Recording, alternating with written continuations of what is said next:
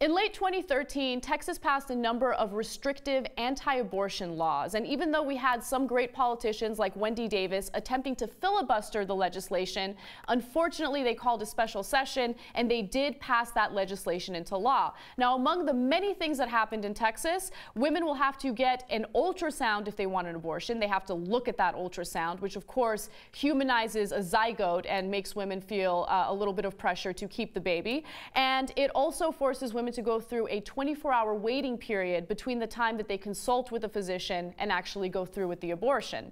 Many of these abortion clinics actually shut down because they need hospital admitting privileges. And a lot of hospitals in Texas just don't grant those admitting privileges because they are religious themselves. Now, as a result, women living in Rio Grande Valley, for instance, do not have access to a safe abortion. As a result, they have to drive about 150 miles to the nearest clinic, which is in Corpus Christi. Now, this is an undue burden. Anyone can realize that this is an undue burden because not everyone has the resources to make that drive. So as a result, the Center for Reproductive Rights is suing the state of Texas over this law. And it went through a number of appeals, and recently a panel of judges for the U.S. Court of Appeals for the 5th District heard this case. Now, one of the judges, Judge Edith Jones, made the argument that it's not really an undue burden for women to drive 150 miles to get to the nearest abortion clinic. I mean, all you have to do is drive on a highway, go 75 miles per hour, and boom, you're there. That's her idea of something that is not an undue burden. Well, let me tell you what the reality is.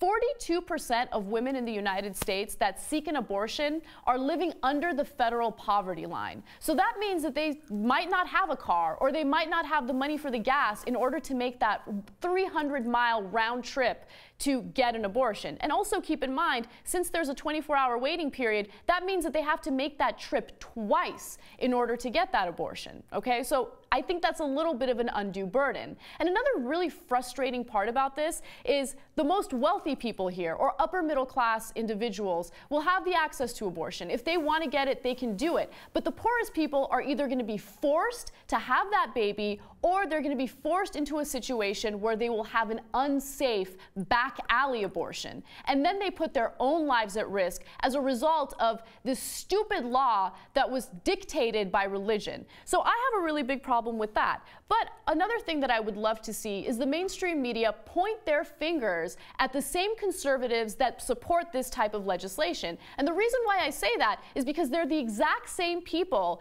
that refuse to expand governmental programs that help these women after they have the babies. So if you're poor and you are forced into having a child that you just cannot afford, is the government going to help you? Are these conservatives that are so pro-life going to help you? What are they doing to expand SNAP benefits?